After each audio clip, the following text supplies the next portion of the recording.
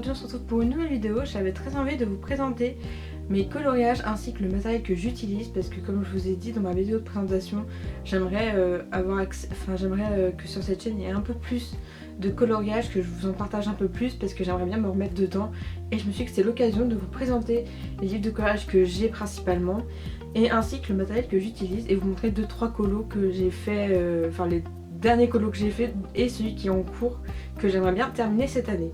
Voilà, donc let's go. Alors on va commencer par le premier qui est le tome 1 des grands classiques de chez Disney.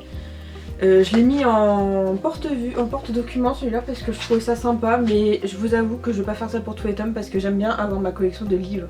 Donc c'était juste pour tester parce que c'est un vieux tome et que je me suis dit why not. Donc voilà, j'ai le tome 1. J'ai aussi le tome 4 des grands classiques de chez Disney.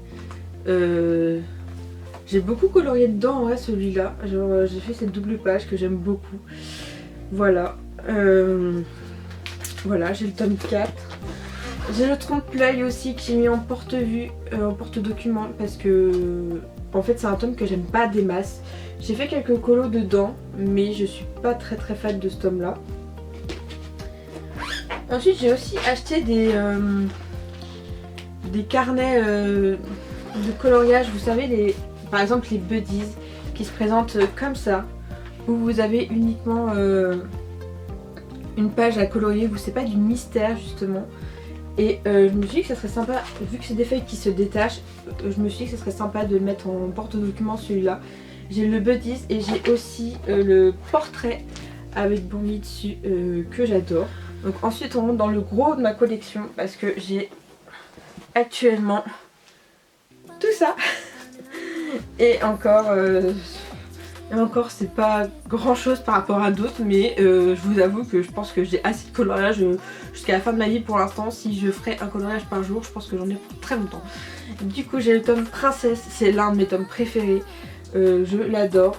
J'ai beaucoup colorié dedans, j'ai colorié Blanche-Neige et j'aimerais bien finir celui-là. Du coup je pense que je le reprendrai avec vous sur cette chaîne. Parce que faut absolument que je termine et en plus c'est Ariel donc faut vraiment que je le termine. Voilà. L'un des tomes que j'ai acheté quand il est sorti, c'est le spécial chat et félin de chez Disney, toujours. Lui aussi je me suis bien amusée dedans. Voilà. Le Cheshire, Berlioz, des Aristochats que j'adore. Voilà.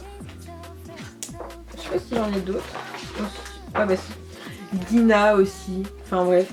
Et ce qui est marrant c'est que je vois l'évolution dans mes colos parce que j'ai mis les dates en haut. Et il y a quand même un an qui sépare les deux là. C'est assez drôle. Et du coup ouais j'aime bien si je peux dater mes colos comme ça, je peux voir mon évolution. Le tome portrait qui est comme ça. Celui-là aussi il est pas trop mal. Après c'est pareil. C'est un trompe-l'œil. Du coup je suis pas très fan des trompe-l'œil mais les colos sont sympas et du coup dedans je m'en sers uniquement pour tester des techniques de coloriage. Voilà. Par exemple j'avais fait Réponse où j'ai testé pour ses cheveux. Enfin voilà, ce tome me sert à tester différentes techniques parce que je suis pas très fan des portraits. Je suis pas très fan des trompe-l'œil. Le grand classique tome 10. Pareil, j'ai fait pas mal de colos dedans. Là c'est l'un de mes derniers. Je vous posterai sur Instagram celui-là je pense. Voilà, donc voilà pour ce tome là. J'ai le tome Girl Power que j'affectionne beaucoup. Déjà la couverture c'est Elsa, je pouvais que craquer. Et j'avais commencé à les faire, alors anecdote fun, j'avais commencé à les faire dans l'ordre et c'est parti en steak. Donc j'avais fait La Fée Clochette, j'avais fait Alice.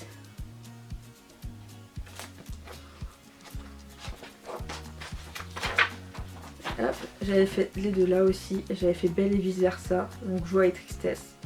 J'adore la vibe de ce tome là, genre il est vraiment trop chou, même Ariel elle est trop mignonne. J'ai aussi le tome Hiver.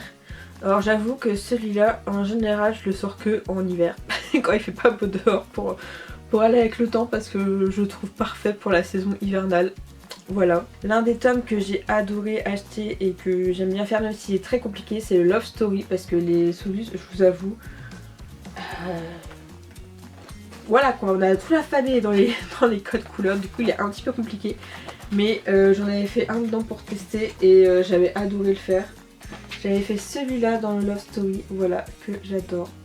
Trop mignon. Et ensuite, pour finir, j'ai le tome Nature aussi, que j'aime beaucoup. Je le fais des fois en... ça m'arrivait de le faire en... Avec mes amis, on avait le même tome et du coup on prenait le même colo et on le faisait. Du coup on fait du coloriage ensemble et du coup pareil, j'ai... Par exemple, voilà. J'adore ce tome, il est trop bien. Voilà pour le tome Nature.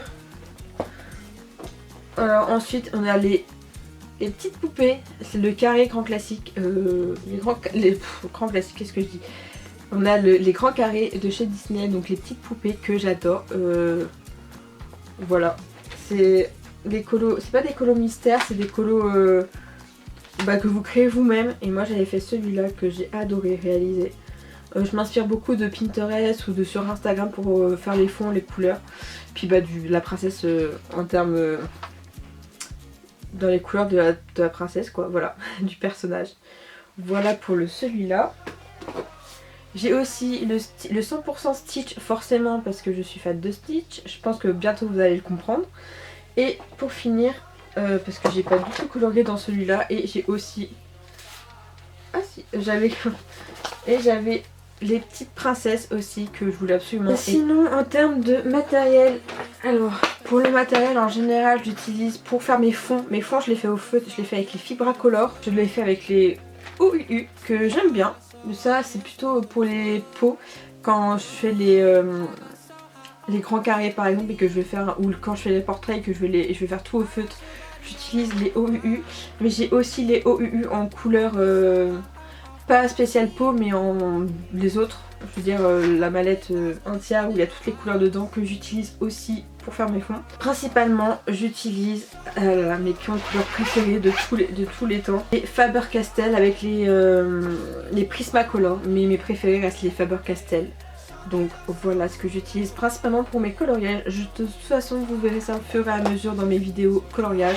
Je vous présenterai de plus en plus en détail le matériel que j'utilise. Et puis voilà. Donc principalement c'est ce que j'utilise et principalement c'est dans ça que je colorie. Voilà, du coup j'espère que cette petite vidéo de présentation vous aura plu. N'hésitez pas à me dire en commentaire ce que vous avez pensé. N'hésitez pas à me dire ce que vous coloriez. Et vos derniers achats. J'aimerais bien savoir les derniers tomes que vous avez achetés en tomes de coloriage. Et sur ce, je vous dis à mercredi prochain pour une nouvelle vidéo. Kiss!